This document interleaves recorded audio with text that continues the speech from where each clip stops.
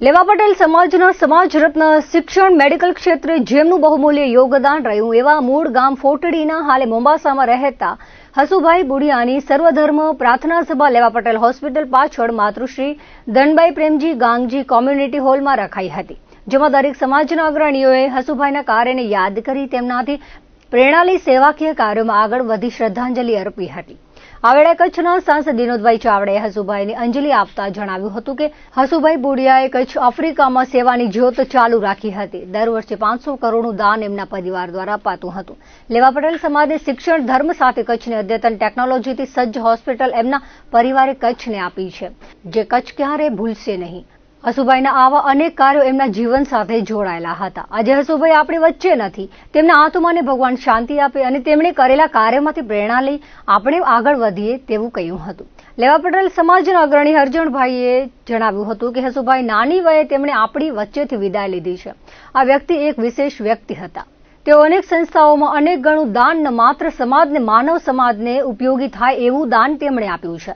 કચ્છ દેશ વિદેશમાં તેઓ આર્થિક સહયોગ આપતા હતા। એ અનાથોના નાથ, દિલના દયાળુ અને રાહબર હતા। આજે તેમની પ્રાર્થના સભામાં દરેક જ્ઞાતિના વડીલો, પટેલ 24 ભાઈઓ, ભુજ મંદિર, મણિનગર સંસ્થાન, 18 વર્ણના લોકોએ હસુભાઈને શ્રદ્ધાંજલિ અર્પણ કરી છે।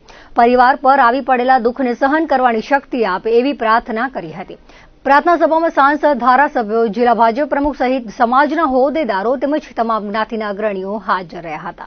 મૂળ ફોટડીના અને કચ્છના ભાઈ શ્રી હસુભાઈ જે મોમ્બાસા આફ્રિકા મધ્યે નિવાસ કરતા હતા અને જે આજે આપણી વચ્ચે રહ્યા નથી, અક્ષર નિવાસી થયા છે। ખૂબ જ દુઃખદની ઘટના છે પરિવાર માટે, લેવા પટેલ સમાજ માટે અને સમગ્ર કચ્છ માટે, આફ્રિકા માટે, કારણ કે એમણે અનેક સેવાના કાર્યો કર્યા છે। દર વર્ષે 500 કરોડનું દાન એમના પરિવાર દ્વારા કરવામાં આવતું હતું।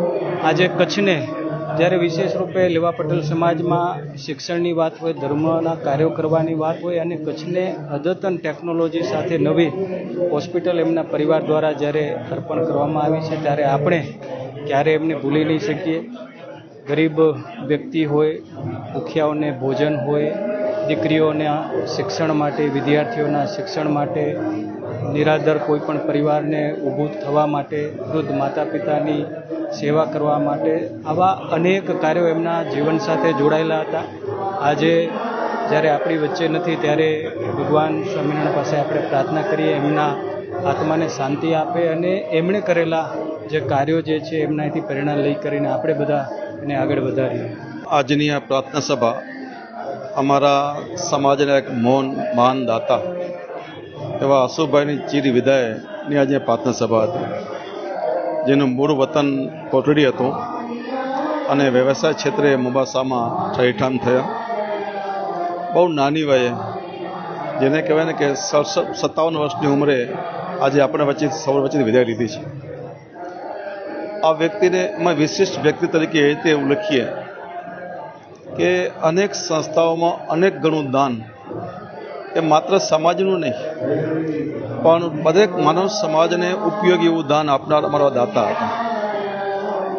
કચ્છ હોય, કચ્છની બહારની કોઈ પણ સંસ્થા હોય, તેમજ દેશ વિદેશની કેટલી બધી સંસ્થાઓની અંદર એ હંમેશા આર્થિક સહયોગ આપતા રહ્યા। એ અનાથોના નાથ હતા, દિનના દયાળુ હતા, રાંકના હંમેશા રાહબર હતા।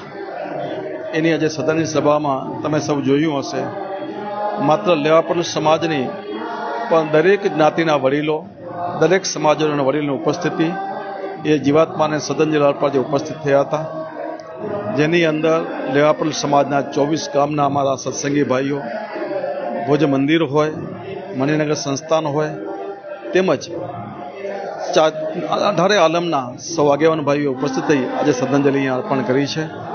આવા કુટુંબના પરિવાર ઉપર આપણે દુઃખ સહન કરવાની શક્તિ આપે એ પ્રભુને સહિયારી પ્રાર્થના કરી છે અને ભગવાનને પ્રાર્થના કરી કે આવા વ્યક્તિઓ વારંવાર જન્મતા નથી, પણ જે વ્યક્તિ જન્મ લીધો છે એના પરિવારને પણ આવા સદગુણ પ્રાપ્ત થાય એવી સૌ સહિયારા પ્રાર્થના પણ આપણે સૌ આજે કરી છે।